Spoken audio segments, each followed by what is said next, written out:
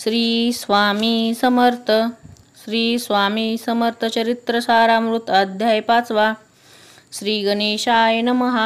भवकानन वैश्वनरा अज्ञान तममच्छेदका भास्करा पूर्ण साक्षी परात्परा भक्ता करा सदैतू.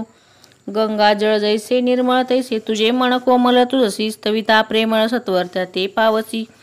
विशेष गंगा जळाहून आपुले असे महिमान पाप तापा आणि दैन्य तुमच्या स्मरणे निवारती.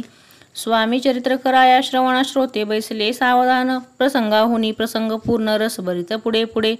ज्यांचे सबळ पूर्व पुण्य तया झाले स्वामी दर्शन ऐसे चोळप्पा आदी करून भाग्यवंत सेवेकरी. अक्कलकोट नगरात एक तपपर्यंत स्वामी राजवास करीत भक्त बहुत झाले. वार्ता पसरली चौकडे कोणास पडता साकडे धाव घेती स्वामीकडे राजे रजवाडे थोर थोर. मनती भोसल्यांचे भाग्य परम स्वामी रत्न लाभले उत्तम.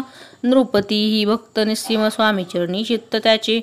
तेव्हा किती एक नृपती स्वामी दर्शन घेऊ इच्छिती आणि आपुल्या नगराप्रती आणू म्हणती तयांसी. बडोद्या माझी त्या अवसरी मल्हारराव राज्याधिकारी एकदा तयांचे अंतरी विचारैसा पातला. अक्कलकोटाहुनी स्वामींसी आणावे आपल्या नगरासी. मग कोणे एके दिवशी सभे माझी बैसले. दिवाण आणि सरदार मान करी तैसे थोर थोर बैसले असता समग्र बोले नृपवर तयांप्रती. कोणी जाऊन अक्कलकोटासी येथे आणील स्वामींसी तरी आम्ही तयासी इनाम देऊ बहुत. त्याचा राखू सन्मान लागेल तितुके देऊ धन ही वटपुरी वैकुंठ भुवन वस्ता स्वामी होईल. कार्य जाणून कठीण कोणी न बोलती वचन कोणा एका लागून गोष्ट मान्य करवेना. तेव्हा तात्यासाहेब सरदार होता योग्य आणि चतुर तो बोलता झरा उत्तर नृपा लागी परियेसी.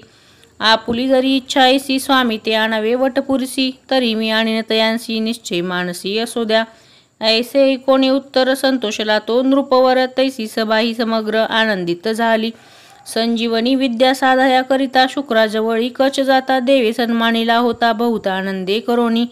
नृपती सह सकळ जने त्या परी तात्यांनी सन्माने गौरवनी मधुर वचने यशस्वी हो म्हणती तया. बहुत धन देत नृपती सेवक दिदले सांगती जावया अक्कलकोटाप्रती आज्ञा दिली तात्या ते. तात्यासाहेब सरदार निघाले सत्वर अक्कलकोटी आले नगर पाहुणे संतोषले. जे केवळ वैकुंठ पाहुणे स्वामींची दिव्य मूर्ती आनंदित झाले चित्ती ते येथील गजनांची पाहुणी भक्ती धन्य म्हणती तया ते. अक्कलकोटीचे नृपती स्वामीचरणी त्यांची भक्ती राजघराण्यातील युवती त्याही करती स्वामी सेवा.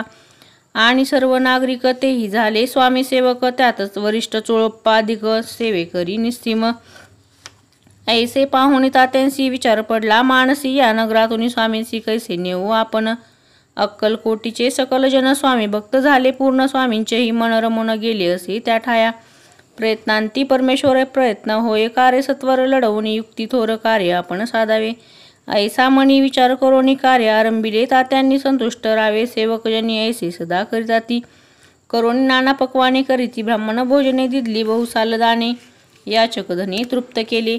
स्वामीची या पूजेप्रती नाना द्रव्ये समर्पिती जेणे सेवेकरी संतुष्ट होती ऐसे करीती सर्वदा.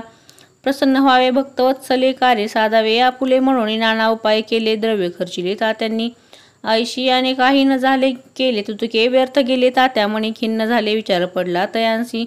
मग लढवली एक युक्ती एकांती गाठोनी चोळप्पाप्रती त्याज लागी विनंती करती बुद्धिवाद सांगती त्या. जरी तुम्ही समर्थासी घेऊन याल बडोद्यासी मग मल्हारराव आदरीसी इनाम देतील तुम्हा ते. मान राहील दरबारी आणि देतील जहागिरी ऐसे नाना प्रकारे चोळप्पा ते सांगितले. द्रव्येन सर्व वशहा चोळप्पाशी लागली आशा तयाच्या अंतरी भरवसा जहागिरीचा बहुसाल.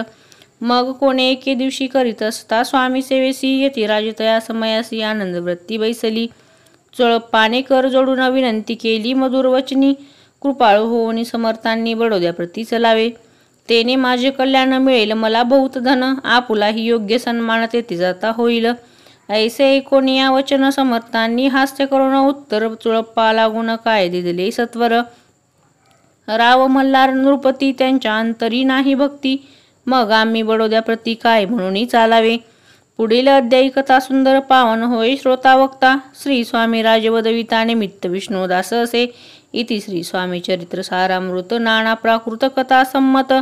सदा एकोत भाविक भक्त पंचमोध्याय गोडहा. श्रीरस्तु शुभम भवतु. श्री स्वामी समर्थ महाराज की जय. अवधूत चिंतन श्री गुरुदेव दत्त.